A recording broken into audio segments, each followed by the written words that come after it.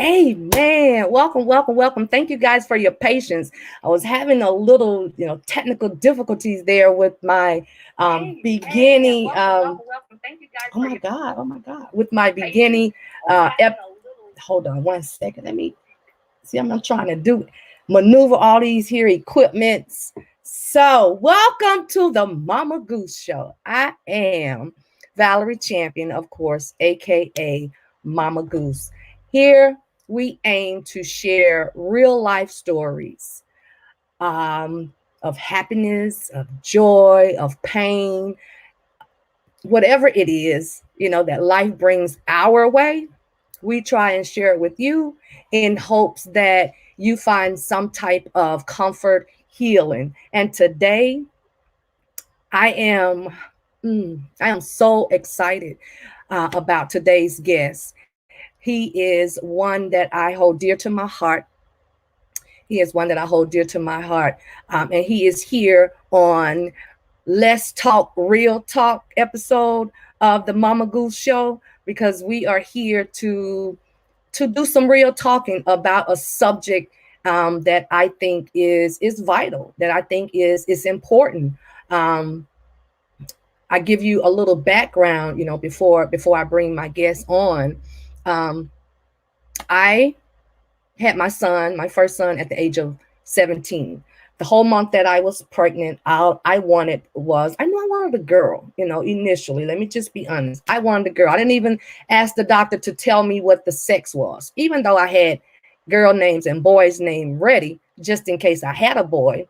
But initially, I wanted a girl. I'm gonna be honest with you. I wanted a girl. I had my son a month before I graduated high school, and I'm gonna tell y'all this. I was a little ashamed when I did it, and I didn't do it but once. But his 6-week checkup, I took my son to the doctor's office, his 6-week checkup, in a pink sleeper because I had bought all things pink. And that was the only thing that I didn't take back because I had already opened it. And I think for whatever reason, it was one thing that I didn't take back. So I dressed my son up in pink, took him to his 6 weeks checkup. And we get there and the lady's like, "Oh, she is beautiful." And I say, "Well, it's a boy." And she's like, "Oh, well, it doesn't matter what color they have on anyway. So it doesn't matter if he's pink or yellow." So that was the last time, that I dressed my son in pink. Okay, now to fast forward, right? My son is in elementary school, right? And in elementary school, of course, let me even get back. Let me back up because it was before elementary school. Okay, it was before elementary school. Now we all know, when we see somebody whom we think is gay, there are certain signs that we see. Oh, I bet you he's gay, or I bet you she's gay, or whatever your choice of word is. So let me just say this. At 3 or 4 years old, honestly, we saw signs. Okay. And I say we because, hey, it's my family. We saw signs. It was signs that we chose to ignore or disregard. You know what I'm saying? And for me as a parent, I kept saying, "Oh, he'll grow out of it. Yeah, he'll grow out of it. Um, but I think back, and these are the three females that he had in his life initially.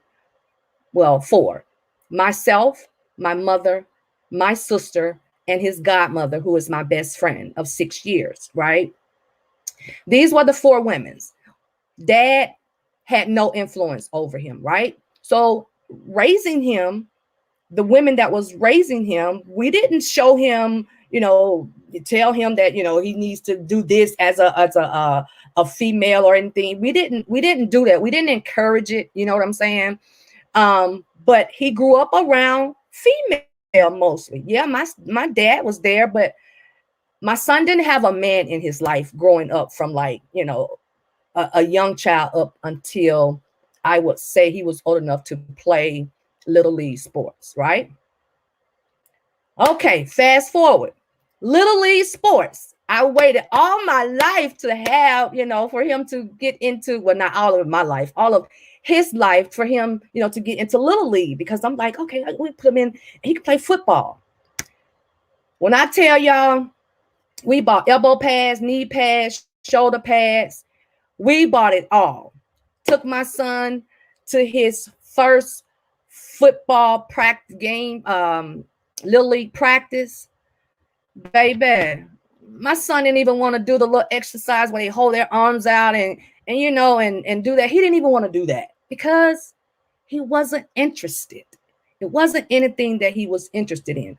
So, the whole time we're trying to get him to do things that boys do.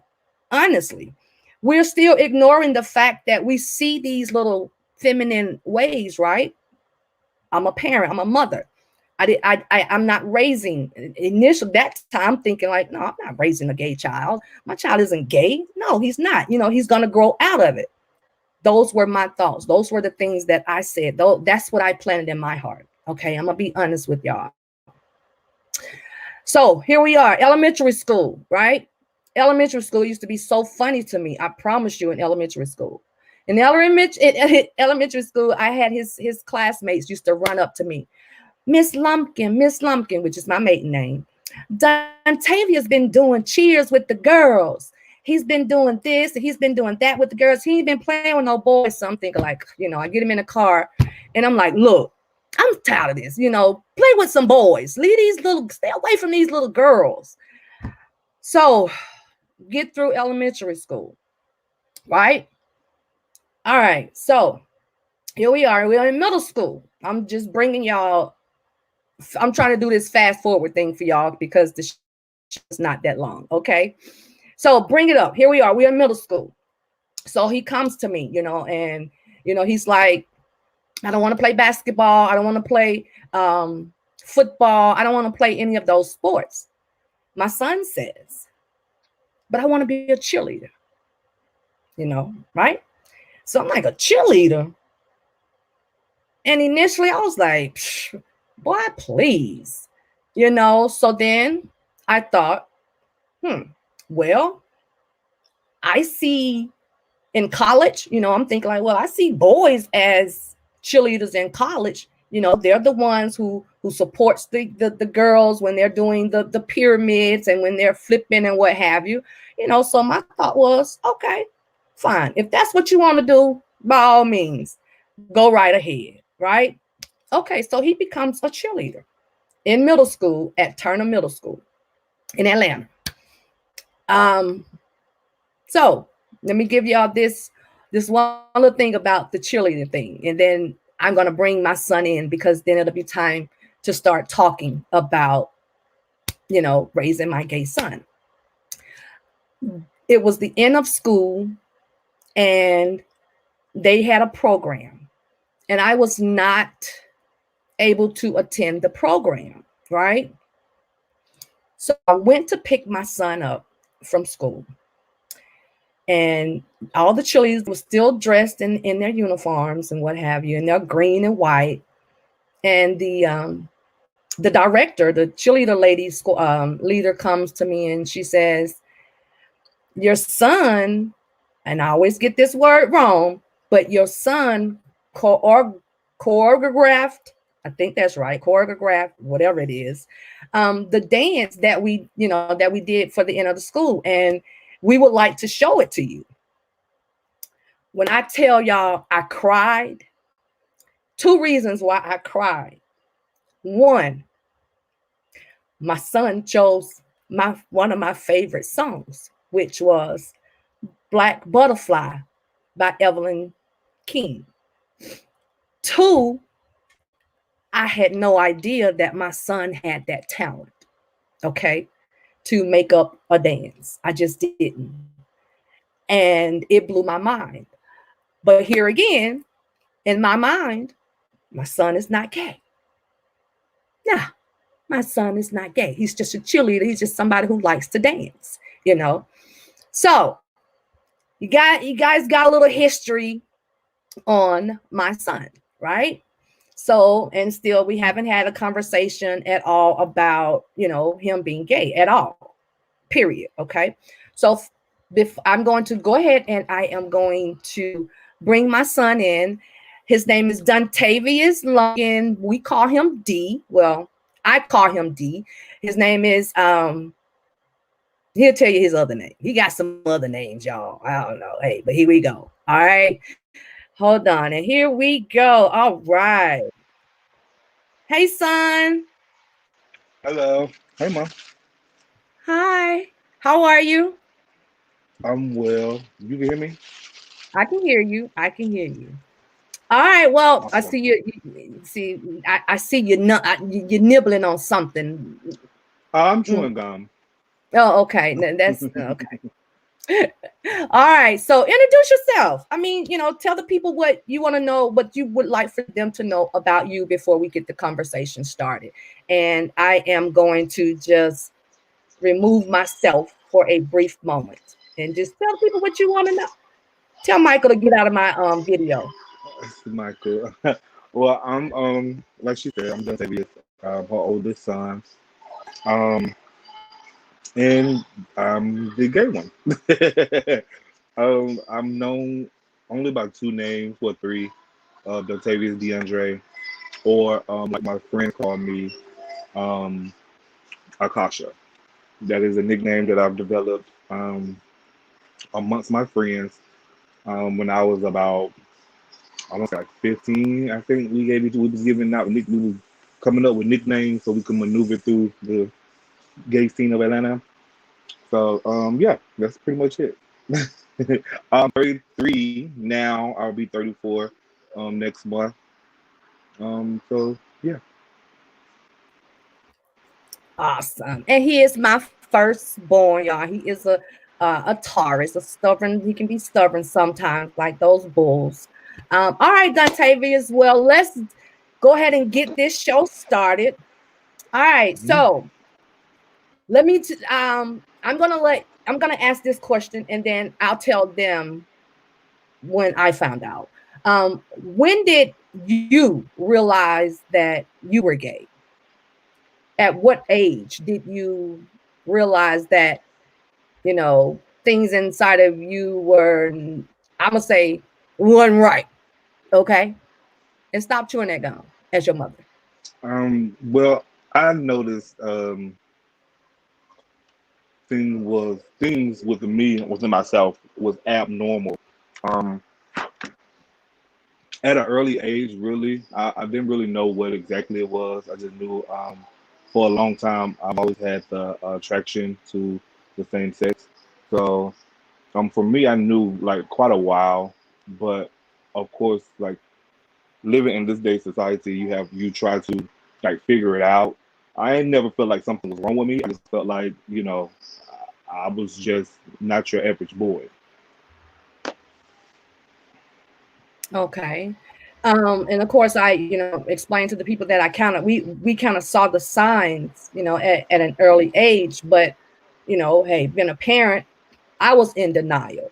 So when you hit high school, Hmm. um, and I mean, it just started like just pretty much just coming in my face.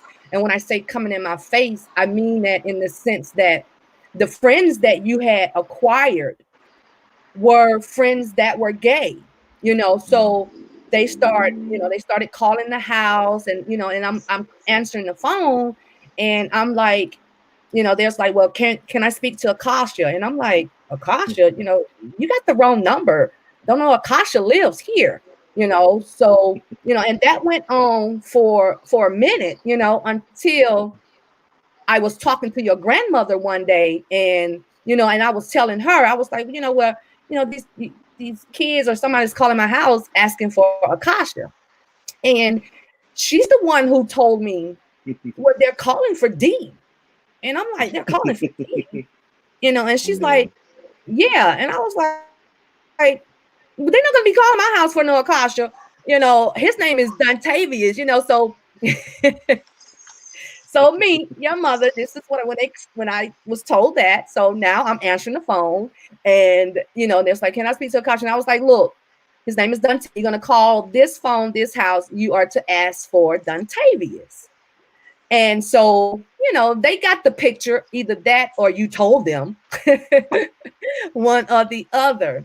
But nonetheless, when you hit high school, it was as if, you know, okay, well, Tinkerbell, this, you got to wake up now. So my question now is that, because it started to, like, unfold in high school. Were you were you ever sexually assaulted as a child? And if you were, one, I want to know why the heck you didn't tell me. And if you were, do you think that that is what led you to be gay? And I just, in other words, like some people say, did somebody turn you gay, if that is even possible? And I'm gonna let Dontavius, I'm gonna let Uh-huh. you you heard the question, and I'm gonna let you answer it. Okay. All right. Okay. No, no one turned me gay. Have I ever been sexually assaulted? Yes. But I don't think. Well, I know that's not the reason that I am gay. I feel like because I was always a little feminine is probably why I feel like I was sexually assaulted. So, but yeah, I was, but I don't think that had a big part to do with why I am who I am today. And things had really started unfolding in high school because that's when I really started after my last girlfriend. That's when I really started to get a little bit more comfortable within myself because I pretty much had came out in school before I came out at home, and especially us leaving APS and then me going to Cobb was just like pretty much me just reinventing myself and me just owning like this is who I am, and it's no point of keep hiding it, and then it was just like a whirlwind from there. So I guess that's why you felt like it just started to be like thrown in your face because I felt like once we made that move to Cobb County, I felt a little more safer to be me because staying in the city is brutal with being gay, and even though I ran to the city every chance I got on the weekend, which is how Grandma found out my little nickname, and that was because yeah, because I was in the city like every weekend, hanging with those friends that allowed me to like embrace who I was and let my hair down and just have fun and be me.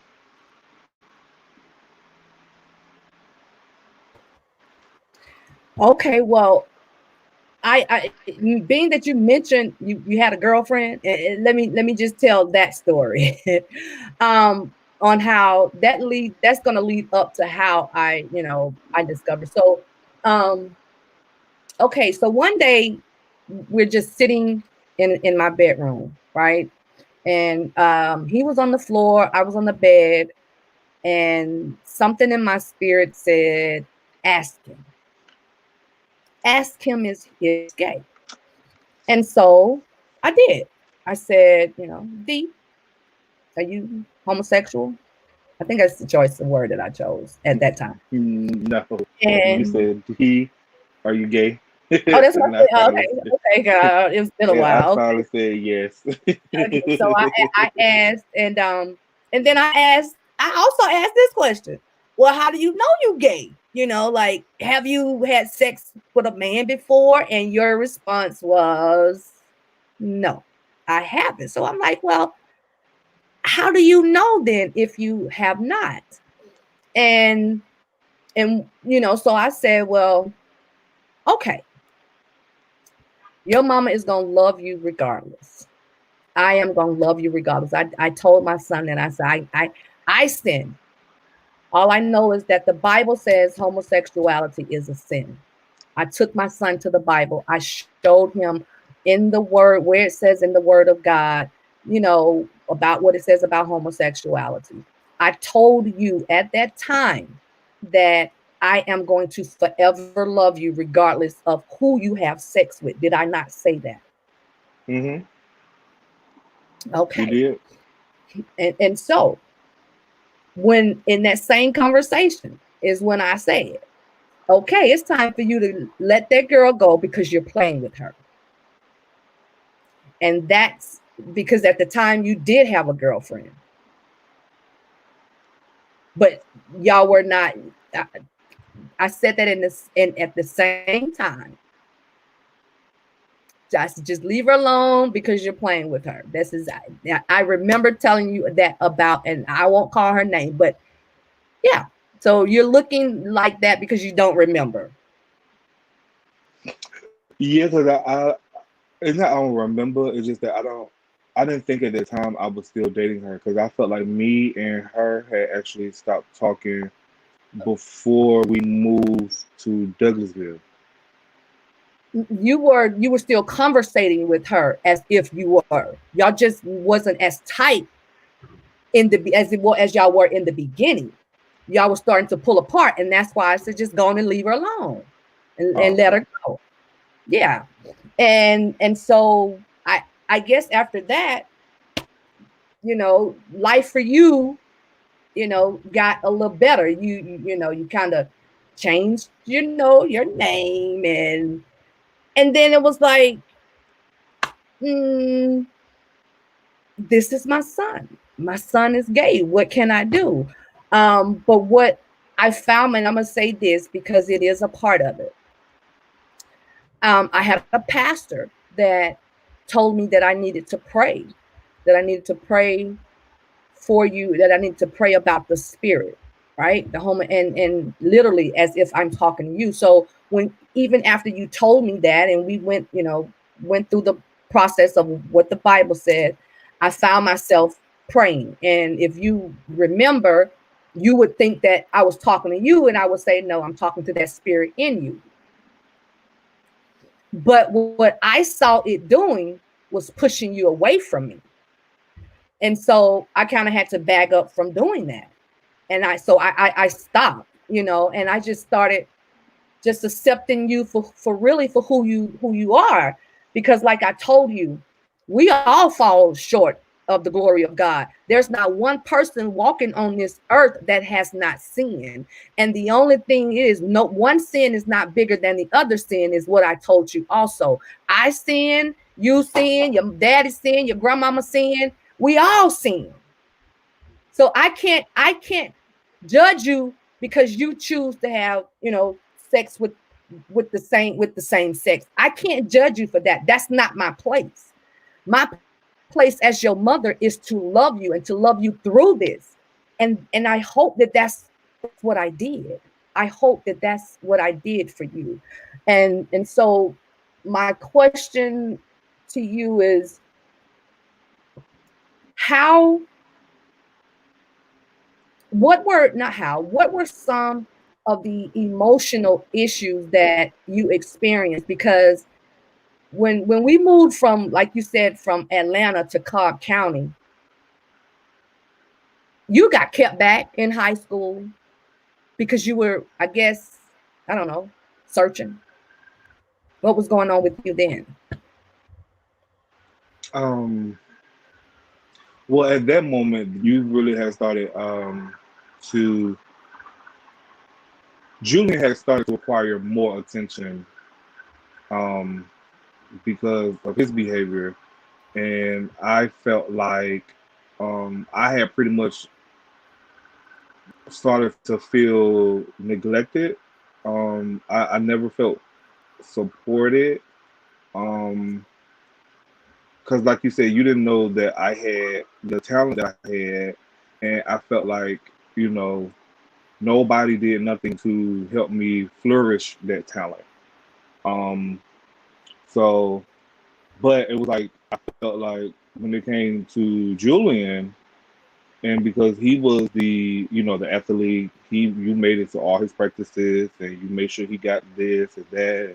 I was just kind of like pushed back. So I think I had started to just withdraw within myself and um, started wondering like, what am I doing wrong? And then like when I felt more alive when I was outside of the house with friends and not thinking about what I'm going through at home mentally. So it just became like I don't know. I was easier to be myself outside of the house than it was inside of the house. And then I felt like I didn't want to be a nuisance inside of the house because you already are dealing with your other son who needs a little bit more attention than I do because of his behavior. So it was like I didn't never want to be a problem or a burden, an extra burden on you. So I don't know. I was just really feeling like growing up, I was pretty much like out there by myself, pretty much like navigating through life just so. And you're right, honestly. And I think we had this conversation, before, you Hmm. know, uh, having two boys, and one of them is like about to make me, lose my mind, where he required, most of my attention, and I didn't know how to balance, that.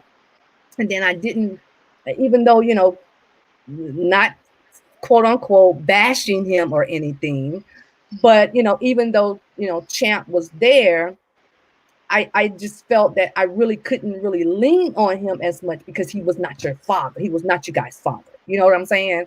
Hmm. So I saw your struggle, but I couldn't figure out how to help you, with that situation. So when I look back, and you're right, you were out there, you were out there by yourself, dealing with that situation emotionally, because your mother was not there. um so let me ask this question right here. I know I took you to the Bible. I told you, what the Bible said, and you know how your mom. So right now in your life, right now, do you have a relationship with God? And if you do, how do you think God sees you? Yes, I truly feel like I do. I know my relationship with God is definitely deeply rooted because of my family, especially my mom and my aunts, because they. I know coming up, we was always Sunday school, we was always in church, um, and I think God sees me exactly for who I am and how He pretty much created me, and I don't feel like I was a mistake. I don't feel like it's wrong. I just feel like, I mean, it's difficult to have to answer that particular question when because of how the Bible partakes my lifestyle, and I just feel like honestly this is who I am. I don't feel like nothing in my life, like you said, y'all noticed at 3 years old that I had some ways about me. So I feel like at three in the womb, like this just it was who I was destined to be. I just got to be the best version of me, and not like hold that against like nothing or nobody. I feel like God knew exactly what He was doing when He put me in your life, in your womb, and I have to like pretty much like thank you actually because you really made it comfortable for me also.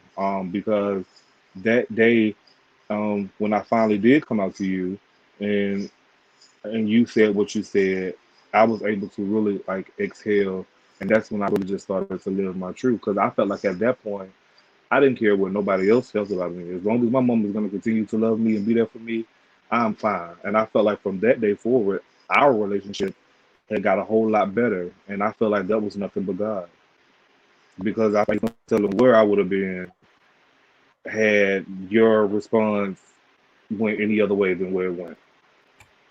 That's awesome, because my next question was going to be, how do you feel about our relationship? um how did you feel when you let it out and you realized that my feelings for you was not going to change, that Girl, you know I love you, girl. you made me a mom, and I know that children are a gift from God. And to be quite honest, and I even though this is about you, when I got pregnant with you, I was spiraling down. I really was. I was spiraling down. I was going down the wrong road. So you came into my life at a time that I needed you.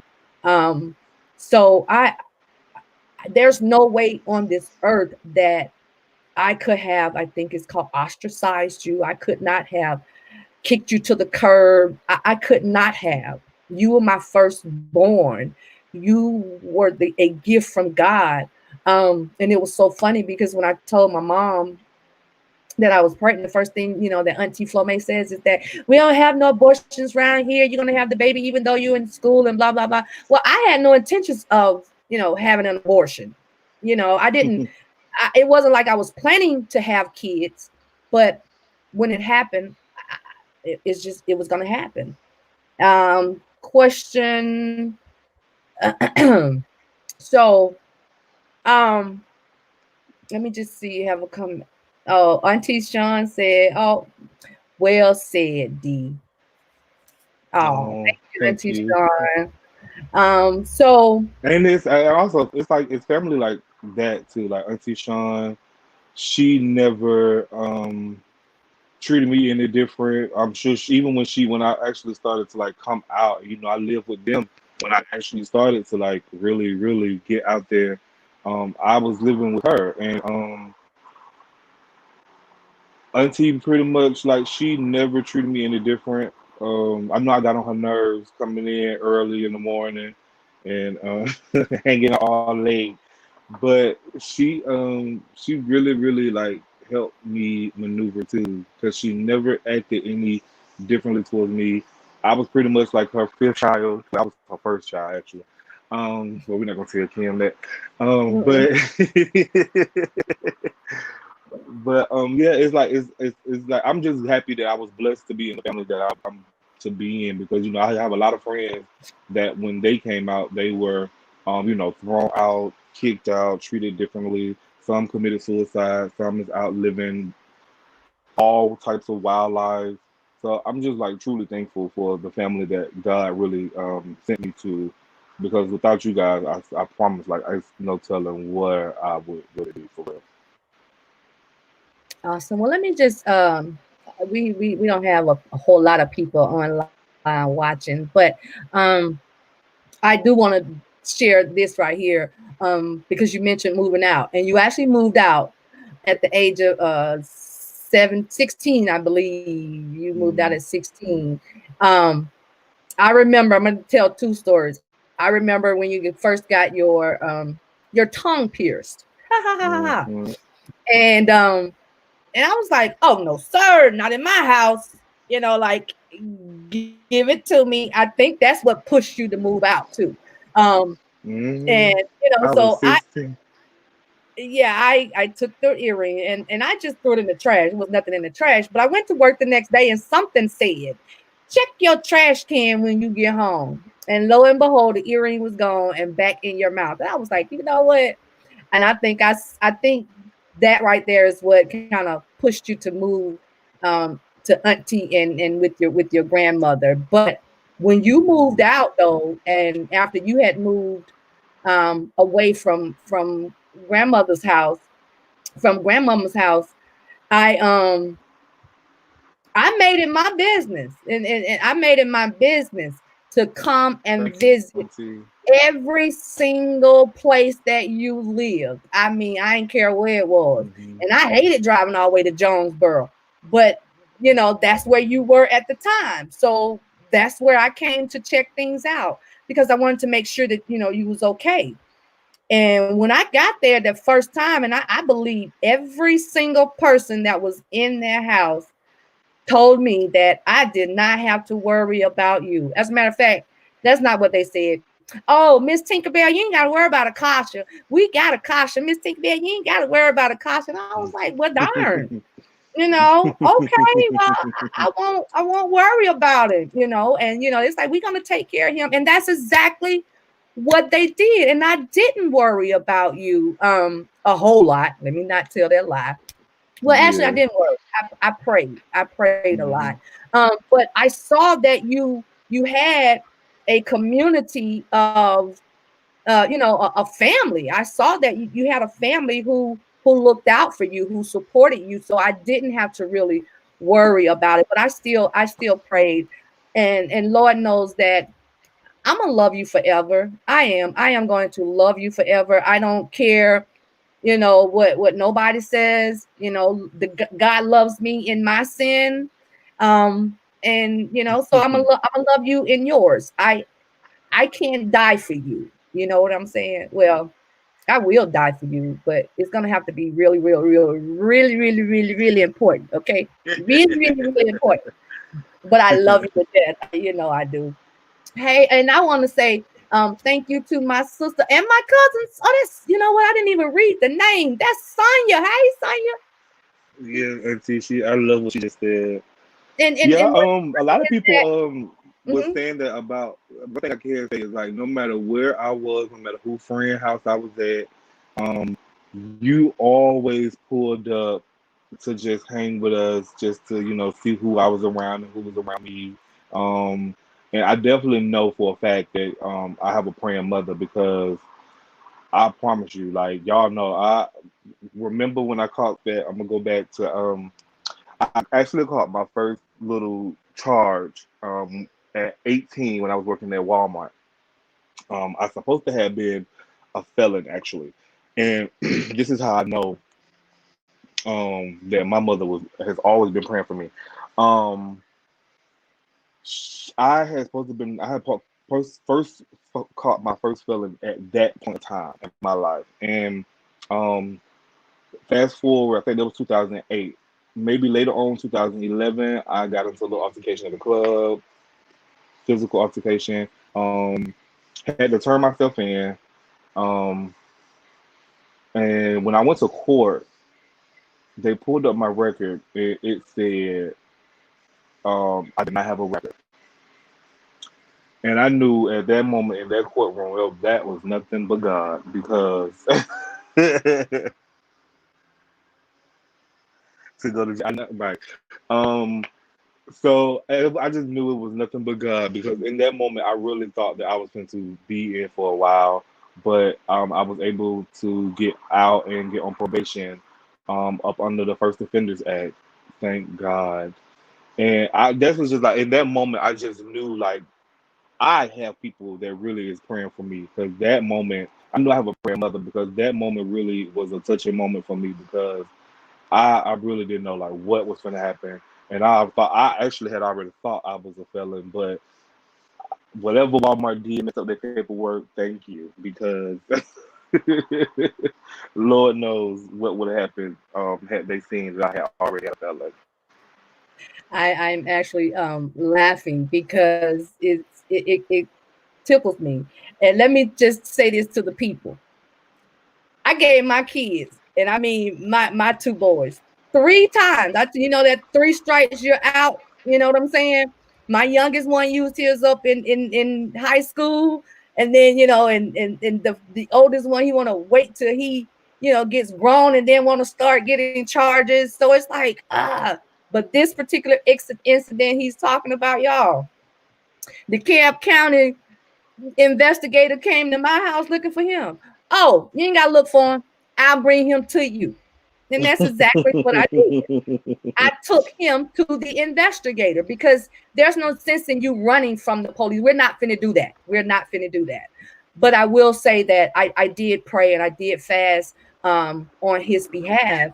And according to the investigator, for you to have just simply gotten 5 years probation for what you guys did. And Matt, granted, you were not the only one. Your cousin David was also involved and got the same thing, but I thank God that it was just 5 years probation.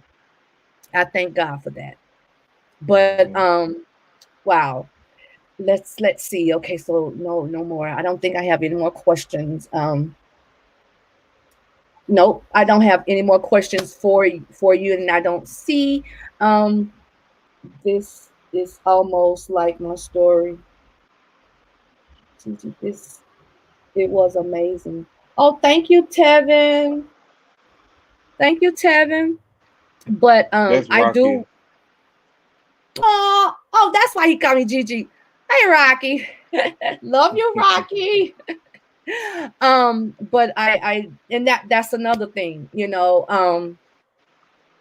to I have here's like almost all of your friends that I have met. loves me or likes me a whole lot. You know what I'm saying? And Mhm. I just assume it is because of the relationship that you and I have. Mhm. Because they know that I will pull up on you in a heartbeat. I don't care if you're 50 years old. And if I'm still driving, I am going to pull up on you. But Yeah, raising they it, it taught me, it taught me. I know there was some time when I couldn't focus on you, but when I did, you know what I'm saying? I learned some things, and not only did I learn some things about you, but I learned some things about myself. Um, in dealing with, even communicating with some of your friends. It's like, well, I just thank God that I have the heart, to receive. I won't even say accept. I'm going to receive what you're giving me, because it's you. That's who you are. I can't change that. I can only pray. I know what the word of God says, so I can't do. My job is to pray for you, and that's what I do. And that is the most important thing. And you know what I'm saying? So, with that being said, do you have anything else you want to share, before before I end the show? no, not really. But I will say that my friends, they definitely love you. Definitely love you. And I think it does have a lot to do with the relationship that me and you have. Because a lot of them have always said like, "Oh, I wish my mom was cool like yours." Like my mama wouldn't even be around my friends, or some of their mom don't even talk to them. So, I could definitely say that you have definitely you sparked a lot of like goodness in a lot of my friends. So that's why they really like they love you the way they do. Seriously, like they definitely love you. See, some of them even call you mama, especially that Hollywood. You can't And tell him Rocky, that he my and TG, man. Rocky. Yeah, yeah, and then even I just, my I find it cool, with, I'm gonna say, you got the community, because it's like you have children, and it's like children, you got another mama and you got another daddy, and I'm like, hmm so that is what made me, I guess, comfortable in knowing that you was gonna be okay, that I really don't have to worry about it. Even though you did some things, over the years that I was that got me a little wondering a little bit, but overall, I don't think I would trade you for anybody else. I don't think I believe that they gave me the right child at the hospital. I believe that. I never doubted that. And then if I did, a lot of people say you look like me anyway, so I can't deny that. But Yeah. Dontavious Lumpkin, thank you for joining me today on Let's Talk Real Talk, because a lot of people struggle with raising, their gay kids. And it was funny. I'm gonna tell this to the people before we even, got on here. I had to call him and say, okay, which word do I use? Do I use gay, homosexual?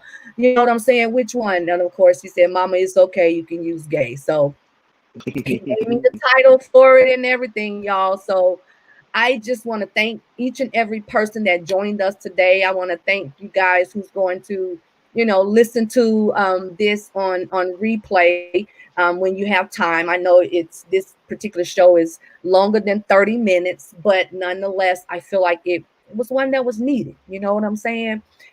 Because it's here. It's here. It's out there. It's prevalent.